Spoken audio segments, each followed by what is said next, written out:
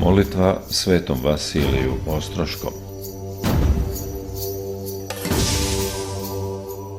Sveti Vasilije, veliki ugodniče Božji, pomozi svima pa i meni, veliki branitelju vere pravoslavne, odbrani i nas koji tvoju svetu veru držimo i s nadeždom tebi pristupamo.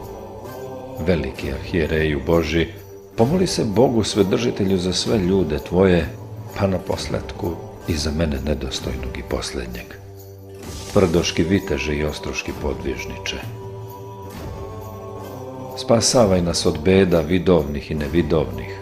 Zapalila te je srpska zemlja kao večnu sveću pred prestolom Boga živoga, pa nam sada osvetli puteve i razagnaj tugu.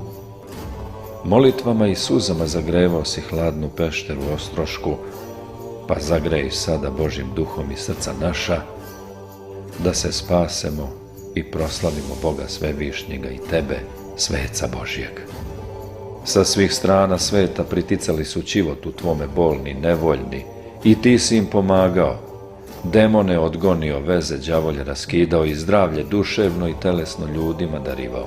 Tako i sada pomozi krštenim i nekrštenim, kao i uvek svima pa i meni.